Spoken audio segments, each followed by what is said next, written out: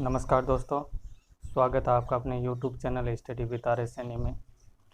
दोस्तों, आज हम परसेंटेज का तीसरा पार्ट लेके आए हैं। इससे पहले हमने ऑलरेडी 2 पार्ट YouTube पे डाल दिए हैं। आई थिंक वो आपको अच्छे तरीके से समझ में आ गया होगा। दोस्तों, आज का टॉपिक बहुत ही शानदार रहने वाला है। इसमें हम कुछ हाई लेवल के अच्छे क्वेश्चन हल करेंगे जो एग्ज़ाम की दृष्टि से इम्पोर्टेंट है। और ये क्वेश्चन दोस्तों हर एग्ज़ाम में पूछे जाते हैं, और जो क्वेश्चन एग्ज़ाम में पूछे गए हैं उन्हीं प्रश्नों का आज हम इस वीडियो के अंतर्गत जिक्र करेंगे। तो चलिए आगे हम बढ़ते हैं। पहला क्वेश्चन स्टार्ट करते हैं। दोस्तों, पहला हमारा क्वेश्चन है, किसी संख्या का 20% 100 है तो वह संख्या ज्ञात कीजिए। तो दोस्तों, किसी संख्या का 20% हमारे पास 100 दे रखा है, अर्थात 20% की वैल्यू जो है वो 100 के बराबर है। अब 20% 100 के बराबर है तो 1% कितना होगा दोस्तों? 100 में से 20 का भाग लगा देंगे तो ये 5 बार जाएंगे, यानी 1% 5 को लेके आता है। तो 100% कितने को लेके आएंगे दोस्तों? 5 × 100 बराबर 500। आई थिंक ये क्वेश्चन आपको क्लियर हुआ होगा दोस्तों। चलिए इसी क्वेश्चन के साथ हम एक और एग्जांपल देखते हैं ताकि आपको अच्छे तरीके से समझ में आ जाए। अगला क्वेश्चन हमारे यहाँ है, किसी संख्या का 18% 72 है तो वह संख्या ज्ञात कीजिए। अब देखिए दोस्तों, किसी संख्या का 18% 72 लेके आता है तो 1% कितना लेके आएगा दोस्तों? 72 में 18 का भाग लगा देंगे तो वो वैल्यू आ जाएगी हमारे पास 4। यदि 1% 4 को लेके आता है तो दोस्तों 100% कितना लेके आएगा? 4 को हम 100 से इंटू कर देंगे तो वो वैल्यू आ जाएगी हमारे पास 400 दोस्तों। आई थिंक ये क्वेश्चन आपको क्लियर हुए होंगे। इसी के साथ कुछ लेवल बढ़ा के हम आगे चलते हैं दोस्तों। अगला हमारा क्वेश्चन है, किसी संख्या का 12% 84 है तो उस संख्या का 44% कितना है? किसी संख्या का 12% 84 है, अर्थात 12% 84 को लेके आता है दोस्तों, तो 1% कितना लेके आएगा? 84 में 12 का भाग लगा देंगे तो ये 7 बार जाएगा। और यदि 1% हमारे पास 7 लेके आता है तो हमें क्वेश्चन में पूछा है 44% क्या है? तो 44% बराबर 7 × 44, ये आ जाएंगे हमारे पास 308। तो ये क्वेश्चन आपको अच्छी तरीके से समझ में आ गया होगा। एक बार फिर से समझ लीजिए, किसी संख्या का 12% 84 है तो उस संख्या का 44% क्या होगा? तो दोस्तों 12% जो है वो 84 को लेके आता है तो 1% हमारे पास कितने को लेके आएगा दोस्तों? 7 को। यदि 1% हमारे पास 7 को लेके आता है तो 44% कितना लेके आएगा दोस्तों? 308, यानी 7 × 44 बराबर 308। और यदि हमें क्वेश्चन में ये पूछ लिया जाता है कि किसी संख्या का 12% 84 है तो वह संख्या क्या है, तो इस प्रकार हम 100 से इंटू कर देंगे। जैसे 1% हमारे पास 7 का है तो 44% 7 × 44, और यदि वह संख्या पूछ ली जाए तो 7 × 100 बराबर 700। आई थिंक ये क्वेश्चन आपको क्लियर हुआ होगा। चलिए इसी के साथ बात आगे बढ़ाते हैं और आगे कुछ अच्छे क्वेश्चन को हल करते हैं। ये क्वेश्चन दोस्तों एग्ज़ाम की दृष्टि से काफ़ी अच्छे माने जाते हैं, ये इम्पोर्टेंट है, तो इसको अच्छी तरीके से आप समझिएगा। एक व्यक्ति अपनी आय का 10% भोजन पर तथा 30% किराए पर व 40% शिक्षा पर खर्च करे। यदि उसकी बचत 9,000 रुपये हो तो कुल आय कितनी है? तो देखिए दोस्तों, सबसे पहले हम इसको लिखते हैं कि उस व्यक्ति का भोजन पर खर्च कितना है दोस्तों? 10%। और किराए पर यानी रेंट पर खर्च कितना है दोस्तों? 30%। और शिक्षा एजुकेशन पर खर्च कितना है दोस्तों? 40%। यदि हम इन परसेंटेज का टोटल करें तो हमारे पास निकल के आता है 70%, 80% निकल गया था दोस्तों। यानी कुल मिला के बात ये हुई कि भोजन पर 10%, किराए पर 30% यानी 40%, तो ये हो गया। और शिक्षा पर वो 40% खर्च करता है। इसका मतलब है कि 80% जो है वो उसका खर्च हो गया है। और उसके पास बचत कितनी है दोस्तों? बचत है 9,000 रुपये। 9,000 रुपये वो मंथली बचा लेता है अपनी आय का।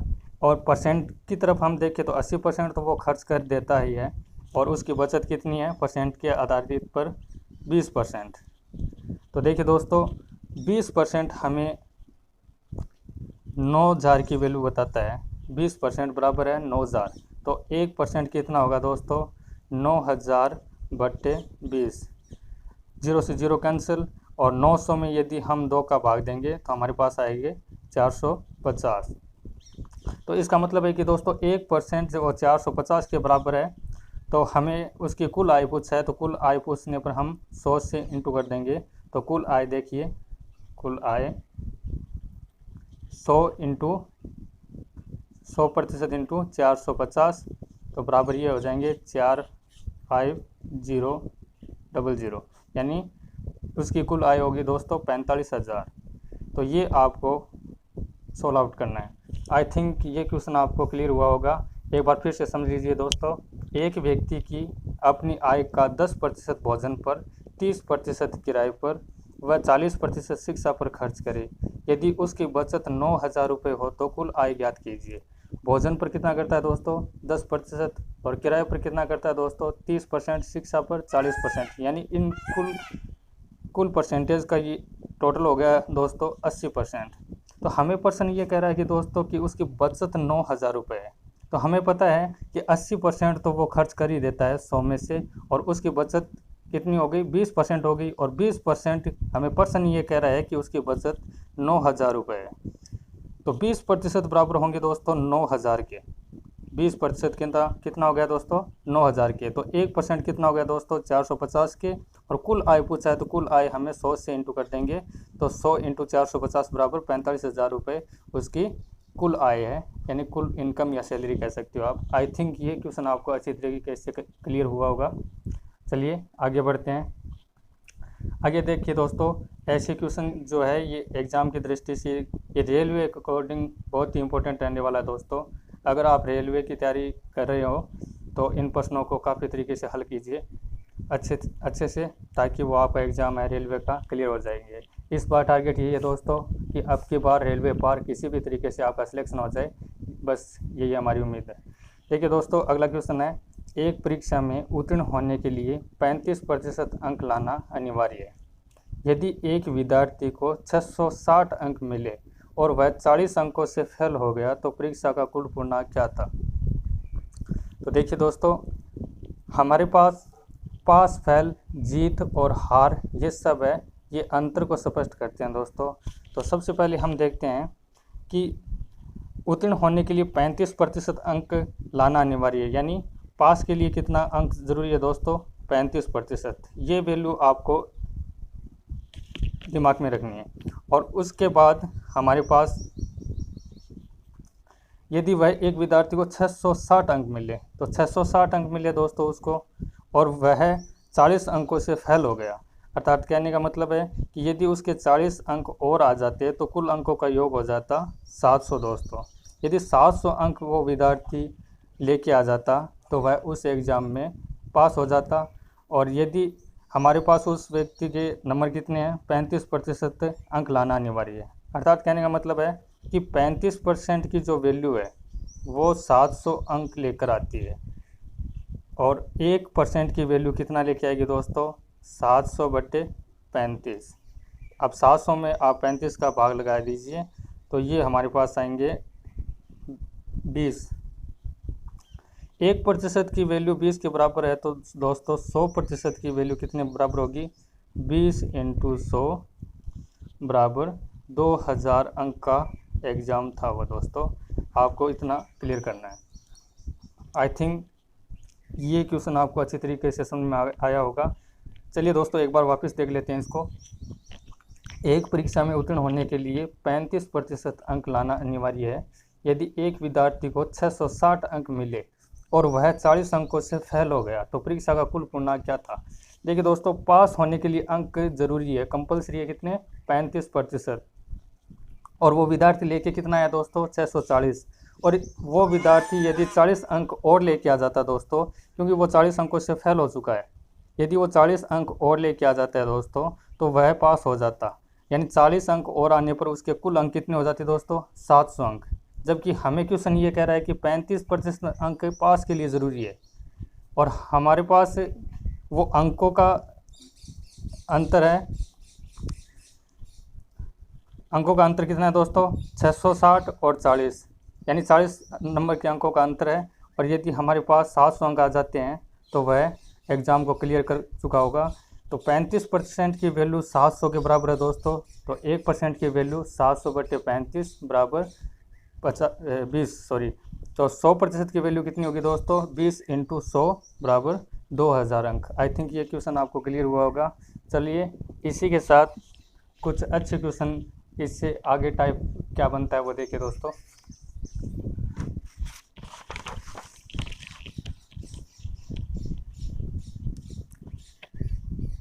आगे हमारा टाइप ये है दोस्तों कि किसी परीक्षा में उत्तीर्ण होने के लिए 50% अंक अनिवार्य है। एक विद्यार्थी को 45% अंक मिले और वह 35 अंकों से फेल हो गया, तो परीक्षा का कुल पूर्णांक क्या था। वो पीछे हम जो क्वेश्चन किया था दोस्तों उसी के अकॉर्डिंग ये क्वेश्चन है। पास होने के लिए हमारे पास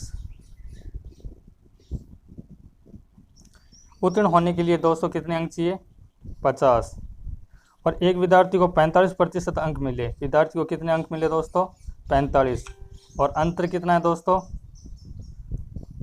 50% उत्तीर्ण होने के लिए आवश्यक है, और 45% वो विद्यार्थी उस एग्ज़ाम में अपने अंक प्राप्त किए हैं। तो उसके फेल होने का अंतर कितना है दोस्तों 5%। अब देखिए दोस्तों 5% बराबर उस वैल्यू के है 35 अंकों के, क्योंकि क्वेश्चन में हमें ये बोल रहा है दोस्तों कि 50% अंक अनिवार्य है और उस विद्यार्थी के 45% अंक प्राप्त हुए हैं। तो अंकों का अंतर कितना है दोस्तों 5% का। यदि उस विद्यार्थी के 5% और अंक आ जाते हैं, अर्थात 45 + 5 यानी 50% आ जाते तो वो पास हो जाता। और हमें क्वेश्चन ये कह रहा है कि 35 अंकों से फेल हो गया, अर्थात कहने का मतलब है कि 50 में से 45 यदि हम घटाएंगे तो 5 बचता है, यानी 5% अंक उसके कम रहता है दोस्तों। यानी 5% 35 की वैल्यू के बराबर है। तो 1% कितनी वैल्यू के बराबर है दोस्तों, यदि 5% 35 को लेके आता है तो 1% कितना लेके आएगा दोस्तों 35/5 बराबर 7। और यदि 1% 7 अंकों को लेके आता है तो 100% कितने अंकों को लेके आएगा दोस्तों 7 × 100 बराबर 700 अंक। यानी वो एग्ज़ाम कुल 700 अंकों का था। आई थिंक ये क्वेश्चन आपको क्लियर हुआ होगा। इसी के साथ दोस्तों हम आगे बढ़ते हैं। एक क्वेश्चन और देखिए, आई थिंक ये अच्छी तरीके से आपको समझ में आ रहा होगा। देखिए चलिए, ये दोस्तों उसके अकॉर्डिंग उस जो इससे पहला जो क्वेश्चन था उससे थोड़ा डिफ़िकल्ट है, और ये थोड़ा हाई लेवल का क्वेश्चन बनता है दोस्तों। इसको अच्छी तरीके से समझिए। किसी परीक्षा में एक विद्यार्थी को 30% अंक मिले तथा वह 25 अंकों से फेल हो गया। उसी परीक्षा में एक अन्य विद्यार्थी को 40% अंक मिले और वह पास होने वाले न्यूनतम अंकों से 35 अंक अधिक लेकर आया, तो परीक्षा का कुल पूर्णांक कितना है। तो देखिए दोस्तों, आप अच्छे से समझिएगा इस क्वेश्चन को, बहुत अच्छे से। आज की क्लास ये शानदार रहने वाली है दोस्तों। मुझे विश्वास है कि आपको ये क्वेश्चन अच्छी तरीके से समझ में आ जाएंगे। तो देखिए दोस्तों, ये है पहला विद्यार्थी, और यहाँ पे मैं लिख देता हूँ दूसरा विद्यार्थी। तो पहला विद्यार्थी दोस्तों 30 अंक लेके आया है, 30% अंक लेके आया है।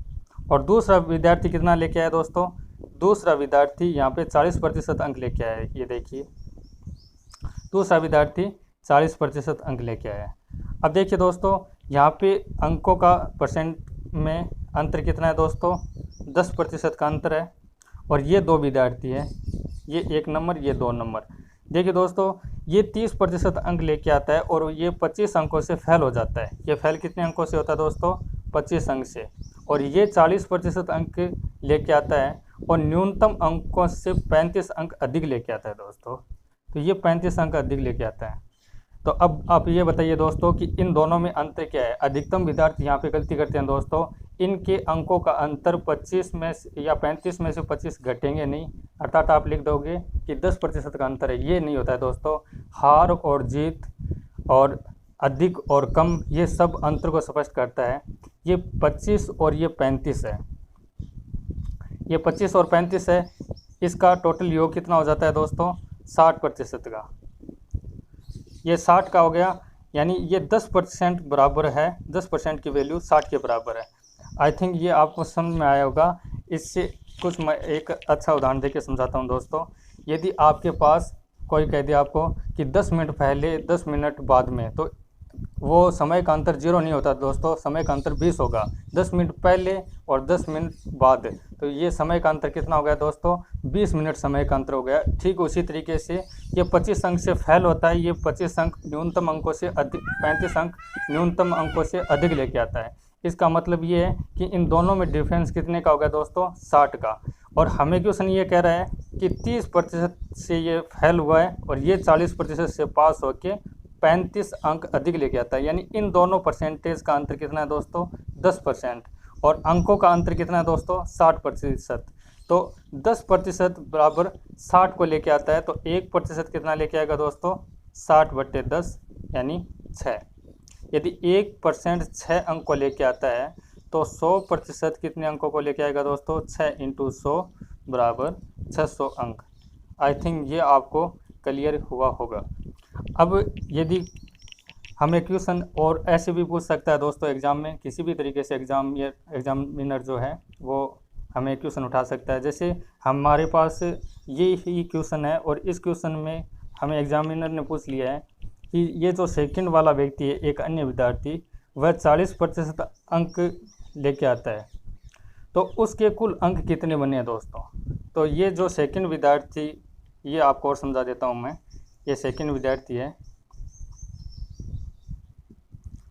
यदि हमें ये पूछ लिया जाए कि उसका उत्तीर्णांक कितना था या उसके जो प्राप्तांक अंक थे वो कितने आए। प्राप्तांक अंक की बात चल रही है, प्राप्तांक अंक। देखिए दोस्तों, हमारे पास 600 नंबर का एग्ज़ाम था और वो व्यक्ति 40% लेके आता है, यानी 600 का 40% निकालेंगे हम। 00 से 00 कैंसिल, 240।